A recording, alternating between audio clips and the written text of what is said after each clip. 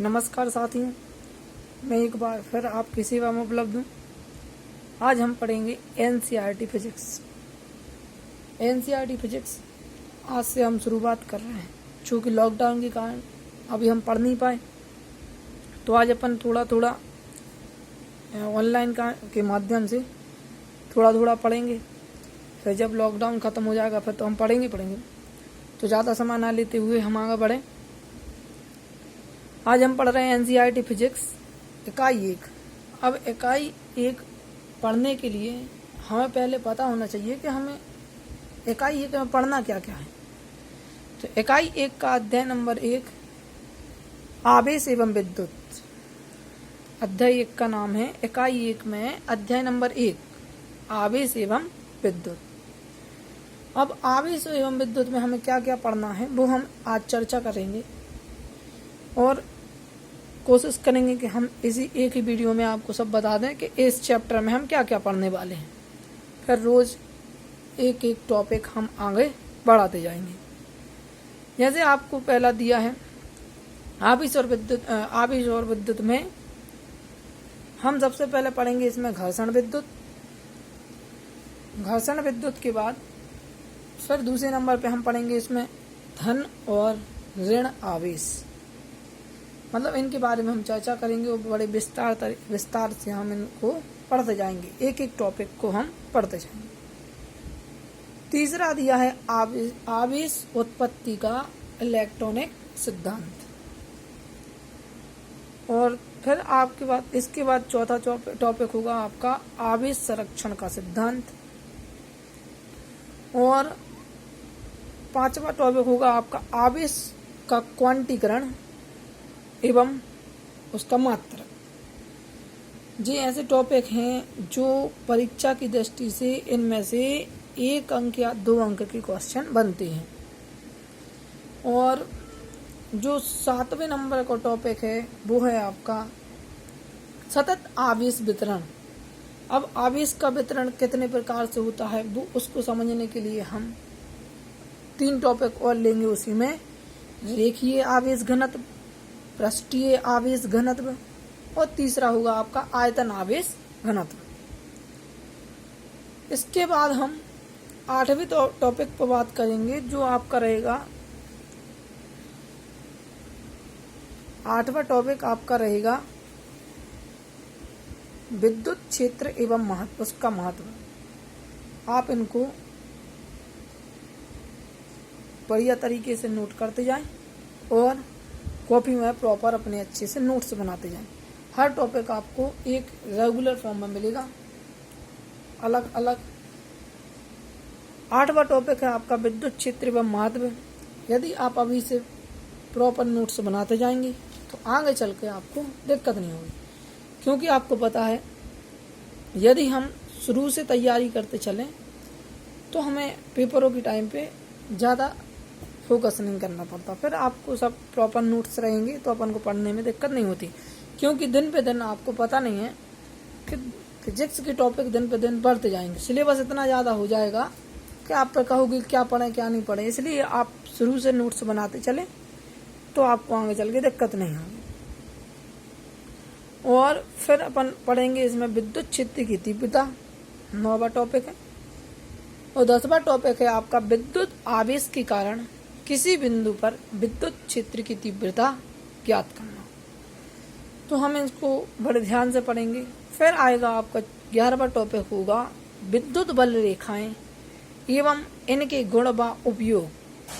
विद्युत बल रेखाएं क्या होती हैं, उनके गुण क्या होते हैं और उन उपयोग के बारे में हम चर्चा करेंगे। और इसके बाद आएगा आपका 12वां नंबर का टॉपिक विद्युत द्विध्रुव। विद्युत द्विध्रुव क्या कहलाता है और इनकी हम एक्टिविटी भी आपको बीच बीच में कराते जाएंगे। कैसे आप इनको समझेंगे कि आप कई बार आप समझ नहीं पाते क्या सेल होती हैं, बैटरी कैसे बनाई जाती, सेल कैसे बनाई जाती। तो हमें इसके बारे में भी बेसिक नॉलेज होना चाहिए कि सेल और बैटरी में क्या अंतर होता है। कहीं बैटरी लगा दी तो कोई बच्चा कहीं सेल लगा देती, और चार्ज क्या होता है, मतलब आवेश क्या होता है, इन सब के बारे में हम चर्चा करेंगे। 13वां टॉपिक रहेगा विद्युत द्विध्रुव के कारण अक्षीय स्थिति में विद्युत क्षेत्र की तीव्रता। दो प्रकार की स्थितियां होती हैं, एक होती है अक्षीय स्थिति और एक होती है निरक्षीय स्थिति। तो अक्षीय स्थिति के लिए अलग होगा और निरक्षीय स्थिति के लिए अलग होता है। और ये दोनों टॉपिक परीक्षा की दृष्टि से बहुत महत्वपूर्ण टॉपिक है। इनमें से एक ना एक स्थिति परीक्षा में पूछी ही जाती है। विद्युत द्विध्रुव के कारण अक्षीय स्थिति में विद्युत क्षेत्र की तीव्रता और विद्युत द्विध्रुव के कारण निरक्षीय स्थिति में विद्युत क्षेत्र की तीव्रता। इसके बाद अपना 15वां टॉपिक होगा आपका एक समान विद्युत क्षेत्र में द्विध्रुव पर बल युग्म आघूर्ण क्या है। बल युग्म आघूर्ण क्या है। फिर इसकी 3-4 डेरिवेशन एक साथ होती हैं। इसके बाद फिर होगा 16वां आपका 16वां टॉपिक होगा आपका द्विध्रुव को घुमाने में किया गया कार्य।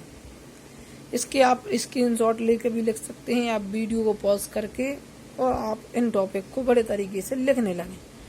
आप अभी से करते जाएंगे तो आगे दिक्कत नहीं होगी। और विद्युत द्विध्रुव को घुमाने में किया गया कार्य। 17वां टॉपिक होगा आपका द्विध्रुव की स्थितिज ऊर्जा। द्विध्रुव की स्थितिज ऊर्जा। और 18वां टॉपिक होगा आपका विद्युत फ्लक्स। ये भी एक बहुत महत्वपूर्ण टॉपिक है। विद्युत फ्लक्स का भी परिभाषा पूछ लेते हैं, कितने प्रकार का विद्युत फ्लक्स होता है, मात्रक पूछ लेते हैं। और सबसे महत्वपूर्ण टॉपिक है आपका 19वां गॉस प्रमेय। गॉस की प्रमेय क्या है, कैसे हल करती है। और 20वां टॉपिक है आपका किसी बिंदु पर बिंदु आवेश के कारण विद्युत क्षेत्र की तीव्रता। फिर कूलाम के व्युत्क्रम वर्ग के नियम का निगमन कीजिए। ये भी महत्वपूर्ण टॉपिक है। मतलब कूलाम के नियम से, कूलाम के व्युत्क्रम वर्ग के नियम से गॉस की प्रमेय का निगमन कीजिए। गॉस की प्रमेय क्या होती है, हम इसको बड़े अच्छे तरीके से इसका टॉपिक पूरा डेरिवेशन करेंगे। अनंत लंबाई की एक समान आवेशित बेलनाकार चालक तार के कारण विद्युत क्षेत्र की तीव्रता ज्ञात करना। विद्युत क्षेत्र की तीव्रता ज्ञात करना, ये भी आपका बहुत महत्वपूर्ण टॉपिक। 23वां टॉपिक है आपका एक समान आवेशित चालक अनंत कुचालक चादर के कारण विद्युत क्षेत्र की तीव्रता ज्ञात करना। अनंत लंबाई के एक समान आवेशित रेखीय चालक के कारण विद्युत क्षेत्र की तीव्रता ज्ञात करना। इस प्रकार आपकी 24। इसके बाद हम 25वां टॉपिक देखेंगे, चालक, विद्युत रोधी तथा अर्धचालक क्या कहलाती हैं। आपने पढ़ाई भी है 11वीं क्लास में, चालक, कुचालक और अर्धचालक, इनके बारे में भी हम पढ़ेंगे। और वो आपने देखा होगा थोड़ा। चालक मतलब जिसमें से धारा प्रवाहित होती है, विद्युत रोधी का मतलब जिसमें धारा प्रवाहित नहीं होती, और अर्धचालक का मतलब जिसमें होती भी हो नहीं भी होती। फिर इसके बाद हम NCERT अभ्यास की कुछ महत्वपूर्ण न्यूमेरिकल, जिन्हें हम कहते हैं महत्वपूर्ण प्रश्न, वो हल कर लेंगे। अध्याय से संबंधित कुछ महत्वपूर्ण विकल्प। इसके बाद आप इनके नोट्स प्रॉपर बनाते जाएं। यदि आप रेगुलर पढ़ते रहोगे तो आपको आगे पढ़ने में और डेरिवेशन करने में दिक्कत नहीं आएगी, और आप एक अच्छी तरीके से अपना रिजल्ट बना लोगे। क्योंकि 12वीं है तो सब कुछ, 12वीं नहीं है तो 12वीं का रिजल्ट ही आपका सब कुछ डिपेंड है। इसके लिए आप रेगुलर हमारी वीडियो देखते रहें और बेल आइकन को दबा दें, और वीडियो को सब्सक्राइब करना ना भूलें। इसी प्रकार हम आपकी सेवा में आगे और वीडियो भी लाते रहेंगे, जिससे आपके पास नोटिफिकेशन हर वीडियो का पहुंचता रहे। थैंक यू, धन्यवाद।